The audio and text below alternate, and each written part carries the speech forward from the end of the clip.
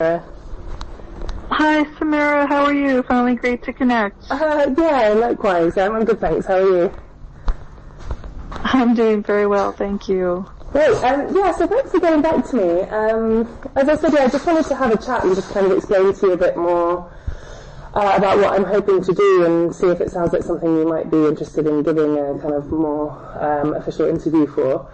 Basically, I'm a freelance journalist, mostly at the moment for The Guardian, although for different places as well.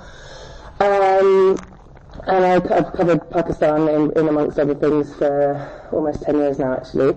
So basically, I'm interested in doing a piece, as I said in my email to you, about tourism in Pakistan. Obviously, now the security situation is vastly improved, certainly from when I started spending lots of time there in 2011 or so on. And looking at the kind of official efforts to encourage tourism and also the kind of less official things that have been happening. So that, there's been lots of incredibly popular kind of YouTube and Instagrammers and so on posting content about Pakistan, some of whom, like yourself, becoming pretty famous within Pakistan. I know you do other things also, but I'm really interested in that trend. Partly what kind of attracted people to go to Pakistan, what kind of challenges people producing that kind of content have faced, both in terms of like logistics, given that a lot of times like tourist infrastructure might not be in place just because there hasn't been much tourism for so long, and also the kind of controversies that there have been within Pakistan. The kind of obviously but the kind of social media pushback or people raising questions about who's working for whom. Exactly. Who's working for who, and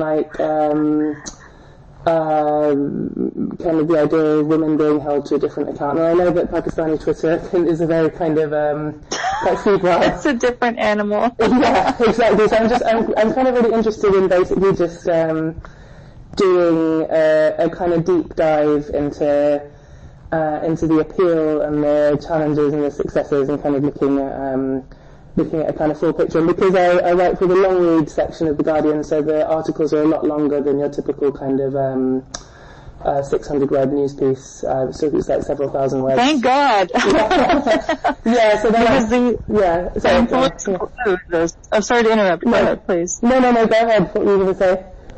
No, I'm glad, because these types of topics, there's so much more to the story than simply a bunch of, Gordis suddenly flooding Pakistan. There's so much more to it. So I'm glad that this piece will be hopefully far more in depth, and it should cover the challenges. And I believe in speaking about things directly and frankly. And I don't know how long you've been following my account. I just followed yours as well.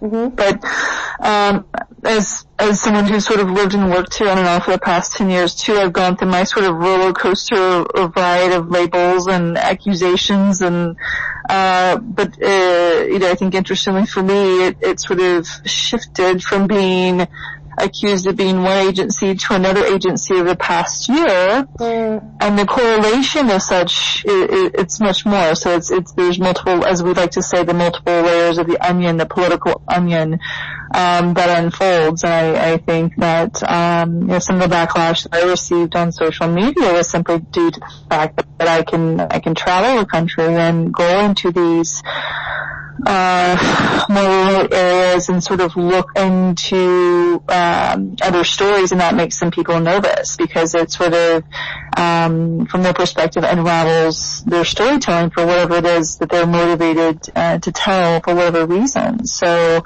I believe I don't identify as a journalist. I did take journalism courses in high school and college and mass comm and so forth, but I believe in objective storytelling. I refuse to promote propaganda one way or the other. It's just not something that I'm interested in. I'm truly interested in objectivity, and that means covering the good and the bad.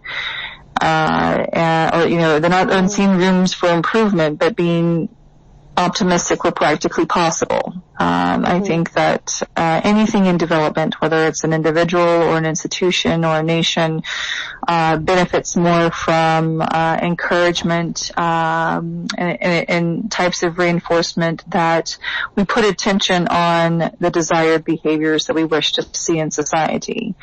And just like in the United States, maybe UK as well, one of the things that I hated so much about the media was that they were constantly, when these school shootings were taking place, they were almost, framing it in such a way that they were glorifying, these kids that were, doing committing these atrocious crimes.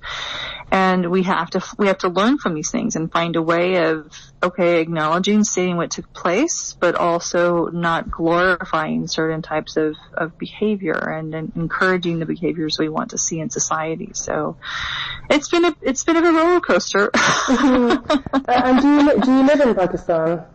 I do. I live in Islamabad. Oh, nice. And how long have you been you said on and off you've been based there full time? Yeah, so it was actually, I first came in 2009, shifted here in 2010. And I've gone back and forth to the States. I went to Japan for a year simply because I just needed a break from Pakistan, honestly. I've been back and forth, but I saw something here that I think that most people thought that I was basically crazy. They were like, what are you talking about? This is never going to happen, And I was like, no, there's going to be a huge dynamic shift in Pakistan in the next several years. And what I did, and it wasn't to make money, I didn't do it for the motivation of fame or money. I did it because I felt like that there needed to be a conversation shift.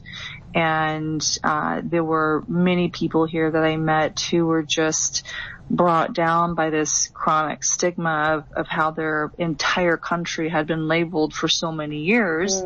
And some of it rightly so in terms of what I have seen and personally experienced. I can only speak to my experience, and I do a lot of reading and history from various perspectives, just to sort of try to get an idea of what's going on. The truth is somewhere in the middle.